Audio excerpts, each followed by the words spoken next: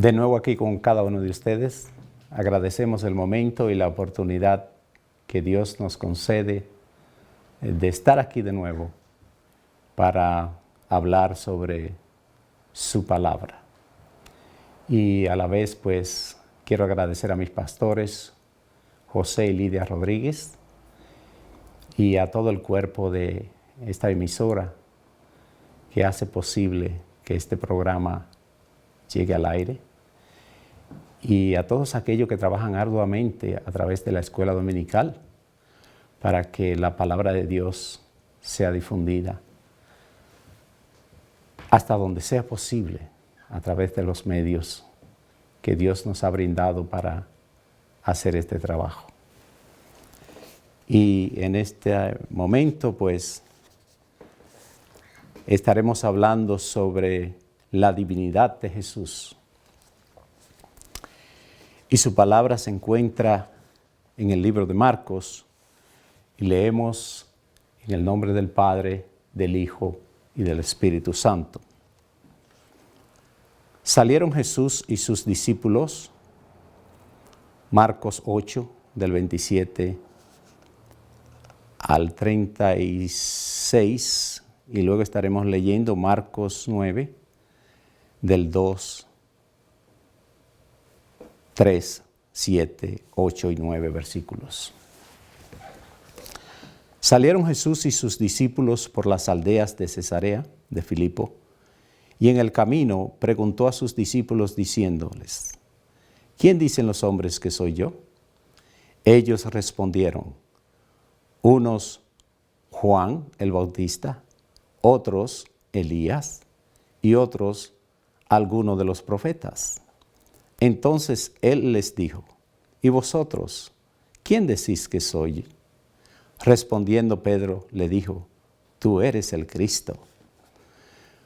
Pero él les mandó que no dijesen esto de él a ninguno. Y comenzó a enseñarles que le era necesario al Hijo del Hombre padecer mucho y ser desechado por los ancianos, por los principales sacerdotes y los escribas, y ser muerto y resucitar después de 3 días. Esto les decía claramente. Entonces Pedro le tomó aparte y comenzó a reconvenirle. Pero él, volviéndose y mirando a los discípulos, respondió Pedro, diciendo: quítate delante de mí, Satanás, porque no pones la mira en las cosas de Dios, sino en las de los hombres. Y llamando a la gente y a sus discípulos, les dijo: si alguno quiere venir en pos de mí, niéguese a sí mismo y tome su cruz y sígame. Porque todo el que quiera salvar su vida la perderá, y todo el que pierda su vida por causa de mí y del Evangelio la salvará. Porque, ¿qué aprovechará al hombre si ganare todo el mundo y perdiere su alma? 6 días después, Jesús tomó a Pedro, a Jacobo y a Juan, y los llevó aparte solos a un monte alto, y se transfiguró delante de ellos. Y sus vestidos se volvieron resplandecientes, muy blancos como la nieve, tanto que ningún lavador en la tierra los puede hacer tan blancos. Entonces vino una nube que les hizo sombra, y desde la nube una voz que decía: este es mi Hijo amado, a él oíd. Y luego, cuando miraron, no vieron más a nadie consigo, sino a Jesús solo. Y descendiendo ellos del monte, les mandó que a nadie dijesen lo que habían visto, sino cuando el Hijo del Hombre hubiese resucitado de los muertos. Padre, te damos gracias en este momento por tus palabras. Gracias porque en ella nosotros encontramos paz, en ellas encontramos vida y en ella encontramos el camino de la salvación. En ellas, Padre, nosotros descansamos y confiamos a través de la fe que tú eres Dios soberano y sublime y que a ti pertenece toda honra y toda gloria. Mira tu palabra que va a ser expuesta en este momento. Permite, oh Dios, que ellas puedan hacer eco en aquel corazón que pueda escucharla. Dios mío, para gloria y honra de tu nombre, te damos gracias y te pedimos favores por Cristo Jesús. Amén.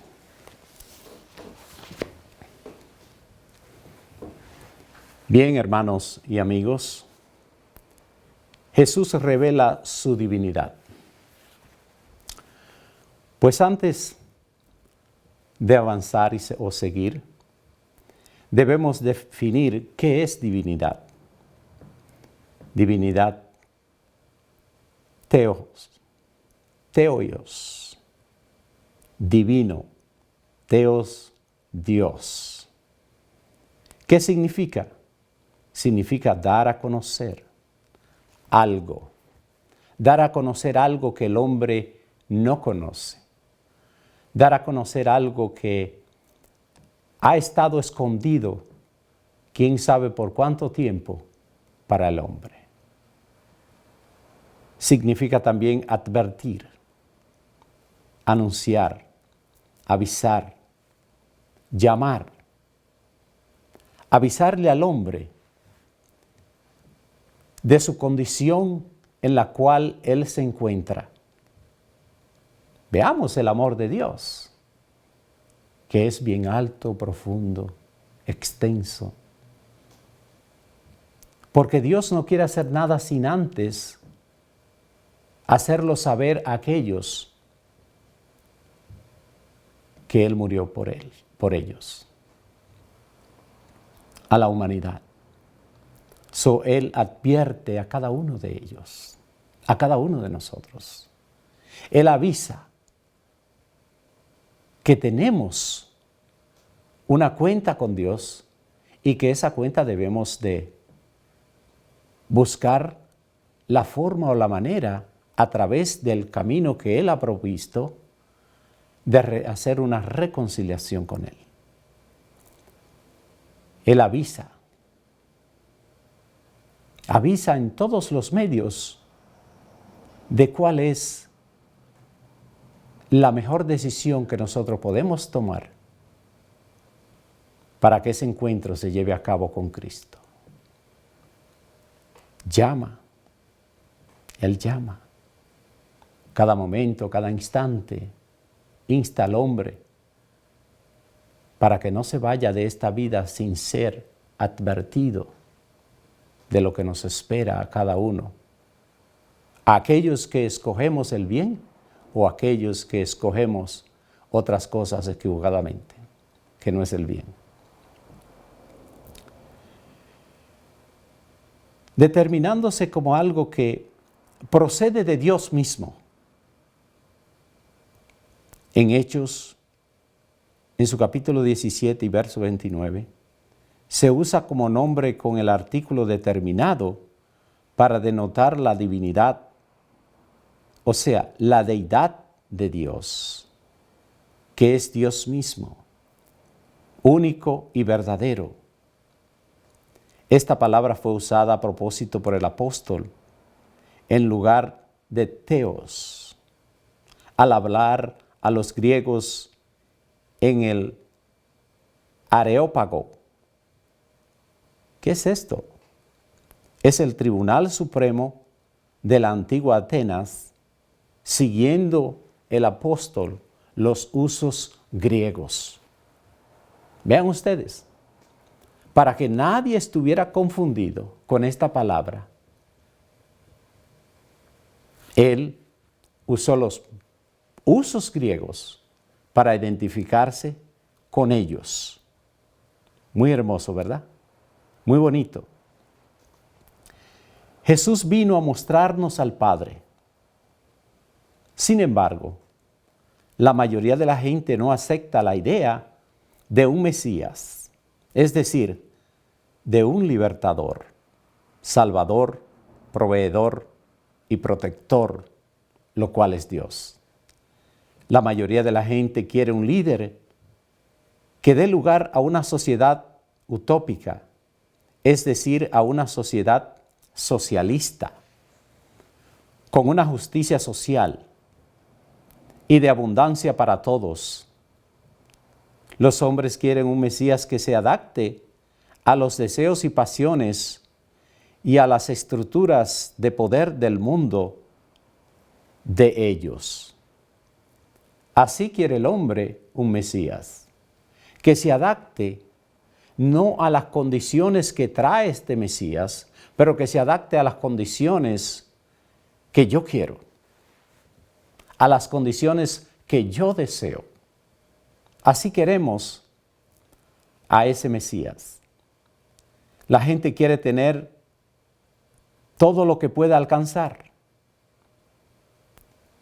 Queremos vestidos, no queremos tener hambre, queremos una vivienda, queremos que todas nuestras urgencias sean satisfechas. Queremos que las buenas cosas que existen en este mundo caigan en nuestras manos, sin tomar en cuenta que este tipo de Mesías, todo lo que ofrece, será pasajero o temporal, trayendo consigo un sinnúmero de engaños, deshonra y dolor a todas sus promesas. Porque recuerde, amigo y hermano, que todo lo que el hombre promete, en su mayoría, fracasa. Y si no se ha tomado en cuenta que esto es cierto, mire a algunos políticos. Ellos prometen y prometen y prometen. Y cuando están allá, que han alcanzado la cima, todo se va en vano. Pero así no es este Mesías que estaremos hablando de él varios minutos. Jesús procuró deliberadamente que sus discípulos vieran al Mesías de Dios. Es el Mesías que salva. Es la condición del hombre. El hombre necesita salvación. De ese Mesías es que Jesús viene a hablar, y de ese Mesías es que Jesús es presentador, dando perdón a nuestros pecados, y a través de esa gran obra efectuada nos otorga vida eterna, donde por siempre reinaremos con Él. Jesús tenía que asegurarse de que ellos entendieran el camino de la salvación y que Dios buscaba victoria sobre la muerte y una vida que dure eternamente, y no simplemente una vida que lo más que dure quizás sean 70 años. El Mesías de Dios y la salvación no eran conforme al modo del poder y placer del hombre. Nosotros todos hemos siempre estado muy preocupados por nosotros mismos en nuestras condiciones. No preocupado por lo que Dios puede decir o por lo que Dios puede hacer por nosotros. No. Por lo que nosotros podemos alcanzar por sí mismo, y con ello también alcanzar la gloria y el perdón de nuestros pecados a través de nuestros medios. Ese no fue el plan de Jesús. Ese no fue el plan del Mesías. En Marcos 8, en su capítulo 8, 27 y 28 versículos, Marcos nos enseña una verdad fundamental sobre Jesucristo. Él es el Hijo de Dios, el Hijo del hombre y el Mesías, Cristo. Dios Padre lo envió a morir en nuestro lugar para que seamos liberados del castigo del pecado y para que tengamos la experiencia del nuevo nacimiento como sus hijos adoptivos. Qué privilegio, amigo, tiene usted de que Dios vino a la cruz, a una cruz, a morir por usted y luego lo hace hijo. Sin merecerlo. Nos hizo hijo. Sin merecerlo. Aleluya, gloria a Dios. Entre la gente abundaban las teorías sobre la identidad de Jesús. Si usted escucha a la gente hoy, encontrará otras teorías sobre él. Algunos dicen que fue un buen hombre, mientras otros dicen que fue un gran maestro. Pero como creyentes sabemos que Él fue y es el Mesías, el Hijo de Dios, quien fue crucificado, resucitó para que podamos tener una relación con Dios. También sabemos que Él es nuestro Rey y que viene pronto por su iglesia. Esto nos llena de satisfacción.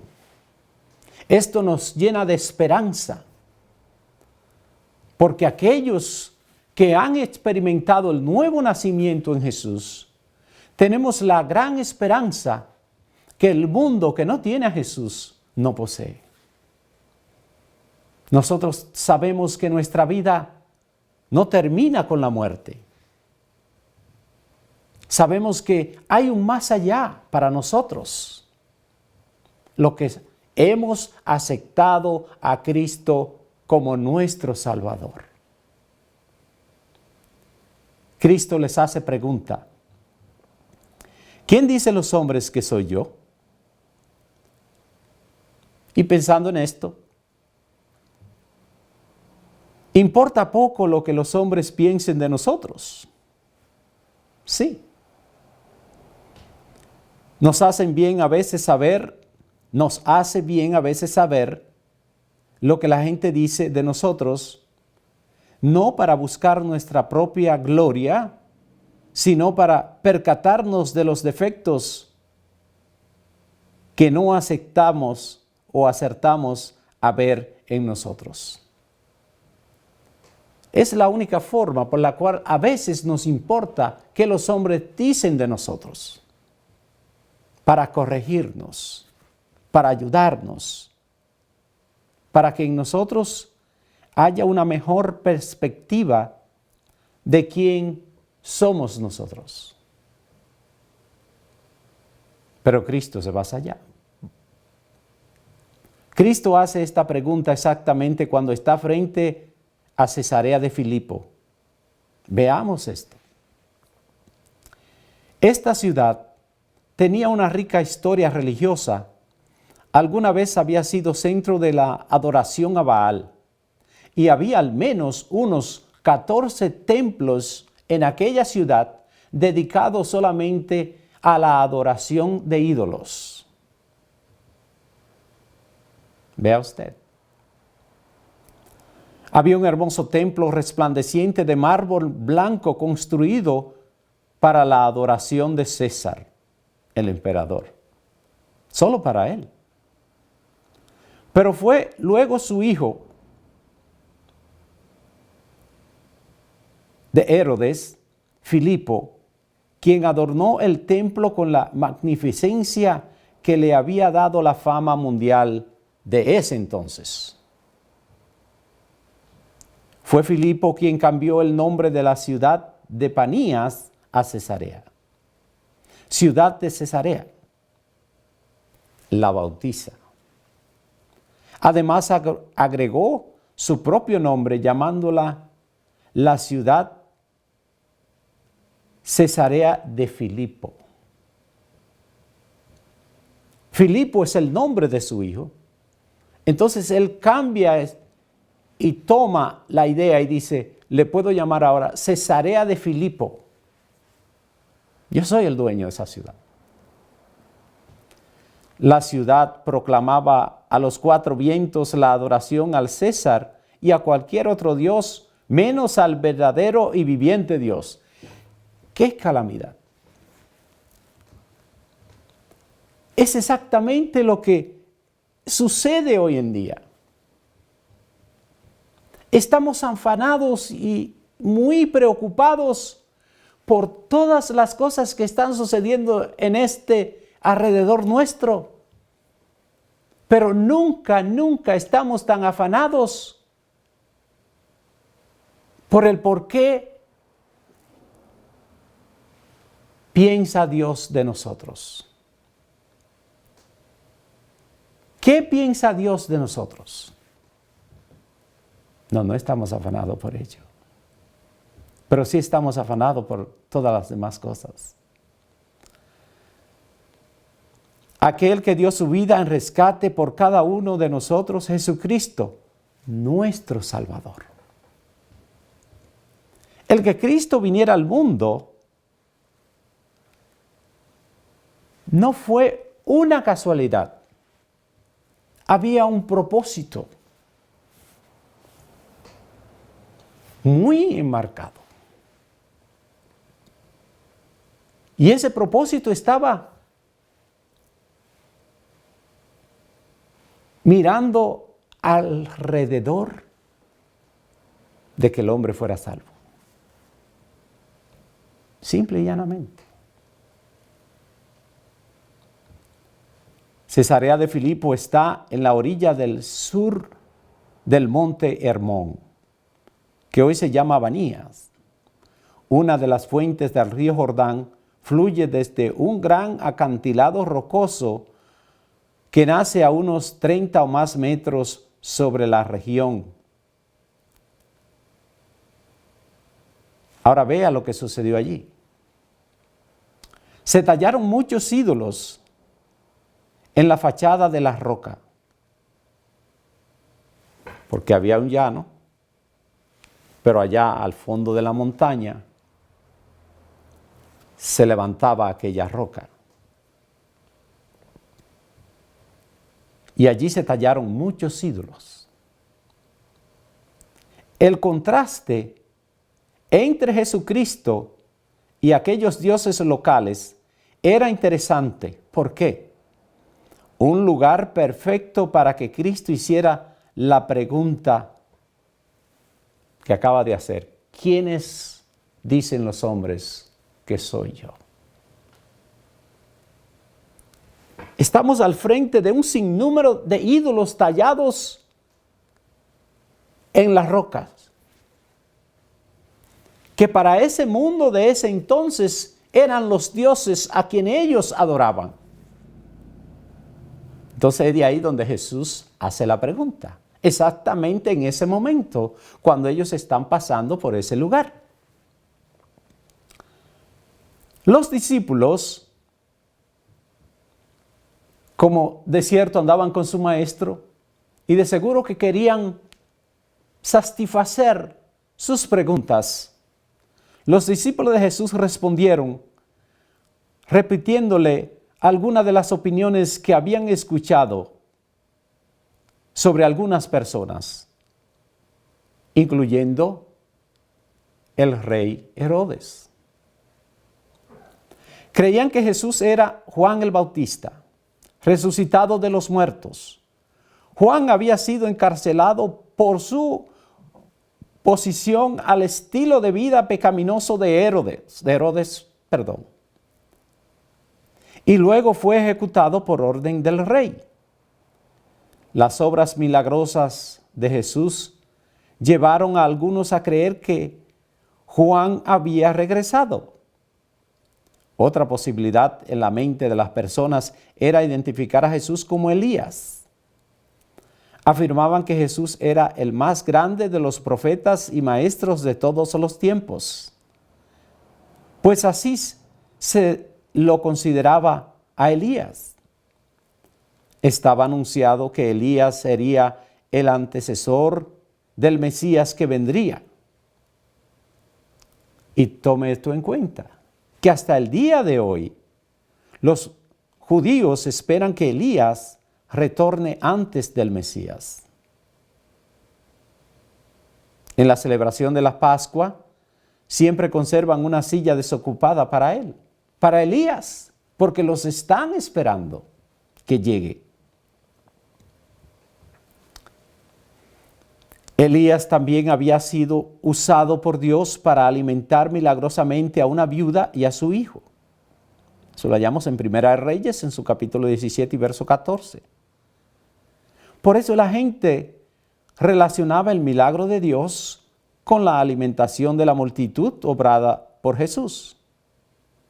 Venían a Jesús como Elías, veían a Jesús como Elías, lo consideraban solo como un enviado para preparar el camino del Mesías y no como el Mesías mismo.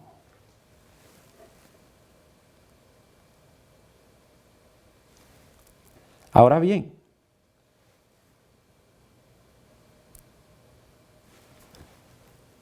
Jesús deseaba que sus discípulos comprendieran su verdadera identidad.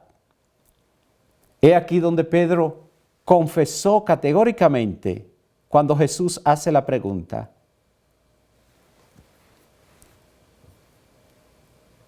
y Pedro dice, tú eres el Mesías. Jesús respondió a la confesión de fe de Pedro de una manera sorprendente. ¿O pensábamos que tú querías saber qué pensábamos nosotros de ti? He aquí, Pedro te ha contestado, pero ahora tú respondes extrañamente, Jesús. Extrañamente, si podríamos decir de esa manera. Porque Jesús ahora, en vez de permitir que lo que se ha descubierto, revelado por el Padre, ahora Jesús lo prohíbe. Jesús le dice que no debían difundir la noticia de la llegada del Mesías. Jesús les mandó que no dijesen esto a ninguno. Pero hay varias razones por las cuales Jesús le ordena a sus discípulos que no deben de comentar esto a ninguno. En primer lugar, una de las razones es que la mayoría de los judíos en ese momento se imaginaban a Cristo como una figura política o militar que conquistaría las fuerzas romanas que ocupaban a Israel. Algunos incluso quisieron coronar a Jesús como rey. El pueblo estaba esperando un hombre de nombre, un hombre de familias, de apellidos. No este Jesús. Segundo, el entrenamiento de Jesús a sus discípulos o apóstoles no estaba terminado y podría ser interrumpido por un anuncio público de su mesianismo como el Cristo. No se podía difundir en ese momento que Él era el Cristo. Y tercero, aquellos que se oponían a Él posiblemente se sentirían motivados a actuar por dicha declaración y aún no era la hora de que Jesús fuera crucificado. Porque de cierto que se estaba buscando forma de cómo acusar a Jesús en cualquiera fuera la circunstancia que se presentara, de que Él estaba fallando para crucificarlo. Pero no eran estas las oportunidades para que esto sucediera en ese entonces o en ese momento. Jesús predice su muerte, camino a la cruz. Jesús conocía su destino y sabía que sería su propio pueblo que exigiría su muerte. Jesús lo sabía. Nada estaba ajeno a Dios. Él conocía y entendía exactamente cuál era su labor aquí en esta tierra. ¿Cuál era su trabajo? ¿Cuál era su deber? Sin embargo, Pedro no quería aceptar que Jesús moriría en la cruz, y la idea de la resurrección estaba mucho más allá de la capacidad de comprensión de Pedro. ¿Cómo que vas a morir? ¿Acaso puede alguien morir y luego resucitar? No, eso no estaba en la mente de Pedro, porque nunca había sucedido. Pedro quizás viéndolo. En otras palabras, es imposible. Esta es la primera de varias predicciones precisas que Jesús hace sobre su muerte y resurrección, usando el título mesiánico, el Hijo del Hombre. Jesús usaba este título para opacar quién era Él, para enseñar, para no enseñar quién era Él, el Hijo del Hombre. Es un título que solamente Jesús usó para sí mismo. Con ello evitó el uso de títulos tales como Mesías, el cual traería consigo otros significados para la gente de ese entonces, los ancianos, principales sacerdotes, maestros de la ley, que componían el consejo del Sanedrín judío, o el tribunal superior de los judíos. Esos hombres condenarían a Jesús a morir e inmediatamente que Él se declarara como el Mesías. Y aunque el acto físico de la crucifixión fue llevado a cabo por miembros del ejército romano, los líderes de Israel condenaron a muerte a Jesús. Jesús le dijo que sufriría, que sería rechazado y muerto, y que resucitaría luego. Jesús volvería a este tema una vez más o todas las veces que se presentara esta acción.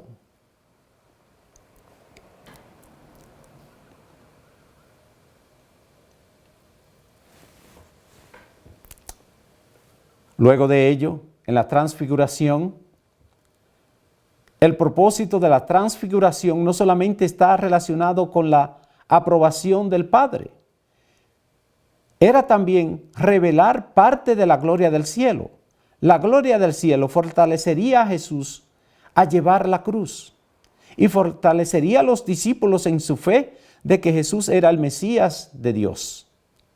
Un cuidadoso estudio de la transfiguración fortalece la fe de cualquier creyente del Señor. Una fe fortalecida capacitará al creyente a llevar la cruz de su propio llamado en este mundo. De manera que la transfiguración fortaleció a Jesús, la transfiguración fortaleció a los discípulos. La maravillosa experiencia de la transfiguración seguiría siendo un secreto por el momento. Jesús ordenó a Pedro, Jacobo y Juan que esperaran hasta después de su resurrección de los muertos para decir a otros 9 discípulos lo que habían visto. Después de haber resucitado, todo el mensaje de Jesús, incluida su identidad, el Hijo de Dios y Mesías, debía ser anunciado abiertamente. Recuerde, hermano, una cosa, la ansiedad que existía en estos hermanos, en Pedro, Jacobo y Juan, de decirle a los demás discípulos qué habían ellos experimentado, es algo que no podemos callar. Pero Jesús sigue insistiendo que no pueden hablar hasta que Él haya muerto y resucitado. Bendito Dios. Los discípulos también querían saber por qué los maestros de la ley sostenían que Elías debía venir antes de la llegada del Mesías. Esa es otra pregunta. Jesús respondió a su pregunta refiriéndose a la vida profética y la violenta muerte de Juan el Bautista. La vida de Juan y de Elías eran muy similares en cuanto a sufrimientos y persecución por parte de un gobernante impío y la esposa del gobernante, a diferencia de Elías. Sin embargo, fue ejecutado por su audaz ministerio a referirse a la experiencia de Juan. Por la palabra de Dios, por predicar el mensaje, hermanos. O sea, que servir a Dios tiene un precio. Entonces Jesús tuvo que explicarles a ellos, porque ellos confundían y hablaban de que Elías tenía que venir. Entre ellos había un ministerio muy similar, muy parecido. Entonces por eso estaban ellos confundidos entre Juan y Elías. La identidad y la autoridad de Jesús es revelada continuamente conforme Pedro, Jacobo y Juan presencian su transfiguración y escuchan la palabra de aprobación del Padre hacia su Hijo. Esa aprobación viene junto con la instrucción de escucharlo. Debemos de escuchar todo lo que diga Jesús. El conocimiento del Padre sobre la identidad de Jesús se produjo como una revelación interna a Pedro y a ellos todos. Entonces le respondió Jesús: bienaventurado eres Simón, hijo de Jonás, porque no te lo reveló carne ni sangre, sino mi Padre que está en los cielos. Junto a Jacobo y Juan, Pedro nuevamente sería testigo de la revelación de Jesús, que esta vez sería visible. Jesús lo llevó a un lugar muy elevado, posiblemente al monte Hermón, para estar a solas con él allí. Vieron cómo cambiaba la apariencia de Jesús. Sus vestidos se vieron muy blancos como la nieve. Durante un breve momento, Pedro, Jacobo y Juan tuvieron el privilegio de presenciar a Cristo de una manera que expresaba su identidad divina, más allá de las limitaciones habituales de su forma humana. Gloria a Dios. Con Jesús aparecieron luego Moisés y Elías, que hablaban con él. Moisés representaba el antiguo pacto que se cumplió con el sacrificio de Cristo. Elías representaba los profetas cuyas palabras también se cumplieron en la obra de Cristo. Pedro estaba tan entusiasmado con la experiencia que sugirió hacer 3 enramadas para acomodar a Cristo y sus invitados. Muy amable Pedro. La idea de Pedro no tuvo mucha resonancia, ya que una nube, que a menudo significa la presencia de Dios en el relato bíblico, los rodeó en ese momento, como sucedió en el bautismo de Jesús. Dios Padre afirmó a Jesús como el amado Hijo de Dios. Aquí el Padre agregó la orden de que los discípulos y todos sus seguidores de Jesús desde entonces debían escuchar a Jesús en todo lo que Él mandara y dijera. Pedro, Jacobo y Juan formaban un círculo íntimo alrededor de Jesús. Jesús le reveló más a estos 3 hombres que a los demás discípulos. Ellos lo acompañaron cuando levantó la hija de Jairo, cuando estuvo en el huerto de Getsemaní y aquí en el monte de la transfiguración. Ahora, ¿por qué fueron ellos escogidos de esta manera? Lo sabido es esto. Pedro, Pedro, el intrépido, el que había negado al maestro, ese mismo, sería el líder de la joven iglesia en Jerusalén, que abriría la puerta del evangelio tanto a los judíos como a los gentiles después del Pentecostés. Ese Pedro. O sea, no podemos dudar ni juzgar la capacidad de ningún hermano, porque Dios es quien tiene la última palabra sobre mi hermano. Él es quien sabe lo que va a hacer con él. Mire lo que hizo con Pedro. Segundo lugar, Jacobo sería la cabeza de la primera gran iglesia que tendría su asiento en Jerusalén. Vea usted, Jacobo. Y tercero, Juan recibiría el trabajo de redactar el Apocalipsis, con la cual se acabarían o terminarían las escrituras de toda la Biblia. ¿Ve usted? ¿Por qué entonces ellos tuvieron un tratado más especial con Jesús que los demás? ¿Que hizo acepción de personas? No. No lo hizo. Dios no hace acepción de personas. Es que hay algunos que quizás se destacan más que otros. Hay algunos que quizás buscan a Dios con más entusiasmo. Pero que eso no está limitado a nadie, el buscar a Dios. Todos tenemos el mismo derecho de buscar a Dios. En todo momento, incansablemente. Entonces Dios, a quien más se mete con Él, Dios se va a revelar a Él. Simple y llanamente. Ya para terminar,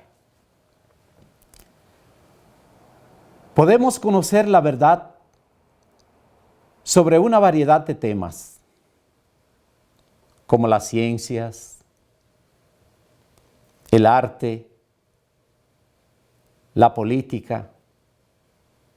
Sin embargo, no sentimos deseo de hacer nada, quizás por ninguna de estas